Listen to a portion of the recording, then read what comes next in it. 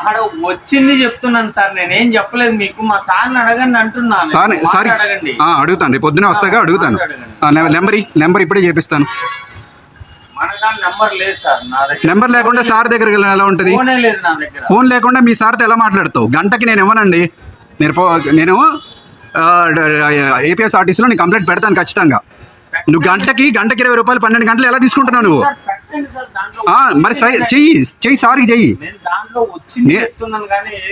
ఇలా నువ్వు దొంగ పార్కింగ్ వేస్తున్నారు మీరు. ఎలా ఇస్తాం మేము? ఎలా ఇస్తాము? 12 గంటలకి 20 రూపాయలు మేము ఎలా ఇస్తాము? గంటకి 20 రూపాయలు ఇస్తామేంటి మేము? ఈ నెంబర్ మాట్లాడతాను. నేను డిపార్ట్మెంట్ సార్తోనే మాట్లాడిస్తాను. ఎలా తీసుకుంటున్నావు నువ్వు అని చెప్పేసి. వద్దు, నేను డబ్బులు ఏమంటే ఇస్తాను, దానివల్ల కాదు. డబ్బులు ఏమంటే ఇస్తాను నేను, దానివల్ల కాదు. నువ్వు గంటకి 12 గంటల డబ్బులు ఎలా తీసుకుంటావు నువ్వు?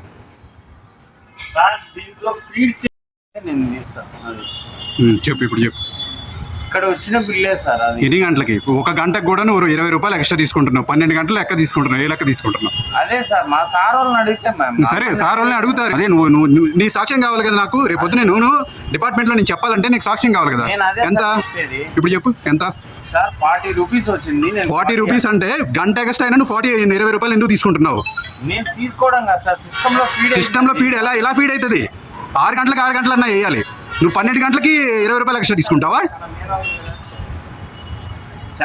నేను కాదట్లేదు సార్, లేదు, నువ్వు దొంగ లెక్కలు వేస్తున్నావు. 12 గంటలకి నువ్వు 12 గంటలకి తీసుకోవాల్సింది నువ్వు గంటకే 20 రూపాయలు తీసుకుంటున్నావు.